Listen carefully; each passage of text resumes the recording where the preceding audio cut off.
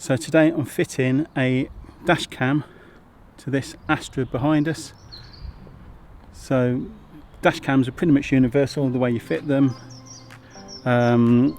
Sometimes you have to connect to a constant live, sometimes you have to connect to a switch live.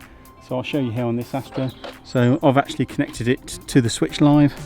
Now I'm using a power probe, but you could also use a multimeter to check which of your fuses have constant power and which of them are switched power to the fuse box. So there's the fuse box. So I'm using a power probe. You can do it with a multimeter. You just want to find the voltage. So on this, all these are actually live all the time, except for this one. So I don't know if you can see on the camera that at the moment it's got 0.18 of a volt. If I turn the ignition on, so the ignition's turned on, and if you look now I'm getting the 12 volts. So that's obviously the fuse, that is the switch fuse. So we know we're going to wire up to there.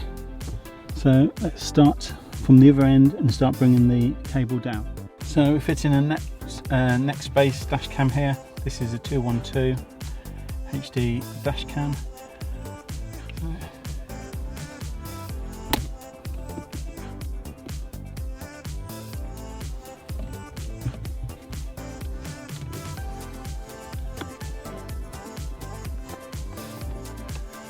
So we're going to take it from here, from the headlining.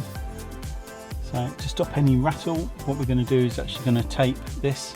So we use some of this like cloth insulation tape. So this will actually stop any like rattles that you'll get from the cable rattling against the bodywork. So if you look on more higher end cars, all their wires are actually wrapped in tape like this, or they're wrapped in like a foam. So this is like a top tip, so that you actually get a nice install. So all I'm doing is getting the tape, just pulling it down, putting the wire in the middle, and then just folding over the tape like this. So doing that all the way of the bit that's going to go behind any panels. So as you can see, we've got all the cloth tape now on the wire that's going to be behind the trim panels.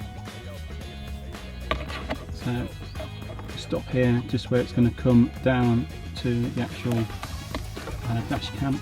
So from the dash cam, I'm going to just put the wire straight up above the mirror, and I've got some clips. So I've got some of these clips with 3M backing. So as you can see, I've just put a couple there on the window, ready for routing this cable, just through the clips, and then we get on to the headlining. So it's just tucked at the moment, just tucked behind headlining. But to stop it from falling out, a tip or a way to do this is, if you can't use something like those clips, which I can't on this one, so we're going to use some cable ties. So we're using a cable tie. You can wrap it around the cable, and then it just gives a bit of a knob, bit of a thicker portion where it won't get pulled out from the headline. Cable tie round and push it up. Just put a few of these on.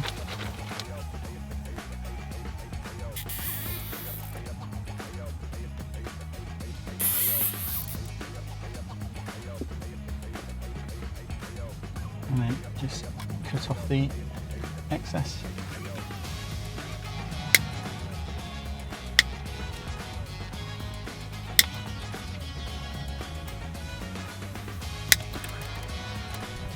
So we've obviously got the cable ties now all placed on here. So we're just going to pull away the headlining like this. I think we're just going to pull away the headlining with our fingers, and then just tuck this cable up behind. So, see, it just pops underneath there.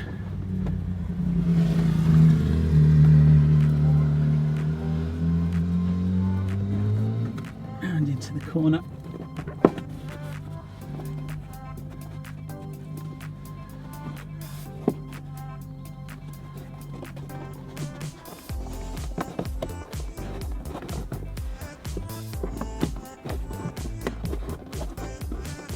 Round the A-pillar.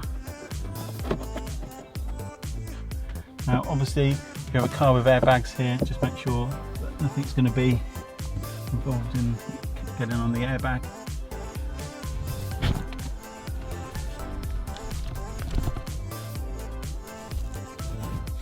So I just got it all nice and neat round there. Now we're going to just follow underneath this rubber bit of the door. So I'm just going to follow that underneath there, all the way down.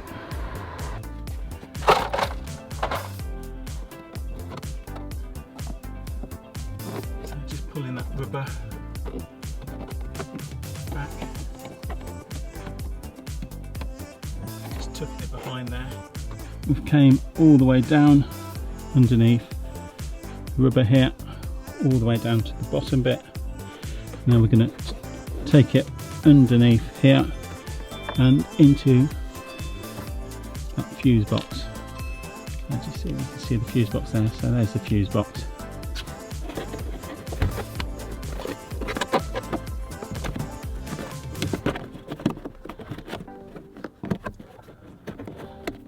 Just underneath the trim there.